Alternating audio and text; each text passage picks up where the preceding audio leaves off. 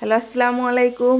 এইবার শীতে অনেক বছর পরে রস খাচ্ছি, যদিও আমার ফুফাতো ভাইয়ের বদৌলতে ওই যে নিয়ে আসছে। সকালবেলা আমার কাছে গালি খেয়ে গেছে, যদিও অসুবিধা নেই, তারপরে ভালোবাসে যে ও নিয়ে আসছে, এটাই অনেক বড় ব্যাপার। একদম খেজুর গাছের থেকে নিয়ে আসছে খেজুরের রস। শীতের মধ্যে হাড় কাঁপা শীতে গেছে। গালি দিয়েছি, মাইন্ড করিস না ভাই। নানি, আমার একটা গ্লাস দাও।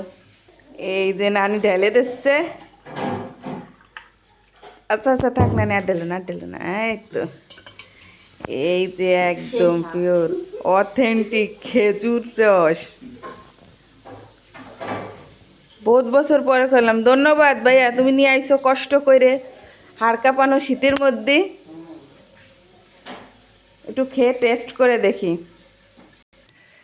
আমি বাহিরে চলে আসলাম, একটু ঠান্ডায় ঠান্ডায় খেলে আরও ভাল লাগে। কুয়াশা রয়েছে যদিও এখন, ভোরবেলা।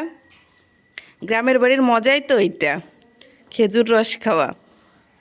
সেই স্বাদ, অসাধারণ। আসলে আল্লাহর নিয়ামত বলে শেষ করার মতো না। এগুলো আল্লাহর নিয়ামত, যে নিয়ামত আসলে অন্য কোনো কিছু দিয়ে বানানো সম্ভব না। যদিও এটা এইভাবে রাখা পসিবল না, খুব দ্রুত খেয়ে ফেলতে হবে, নাহলে ঘুলাই যাবে। অসাধারণ টেস্ট। আলহামদুলিল্লাহ, আলহামদুলিল্লাহ, আল্লাহর কাছে শুক্রিয়া।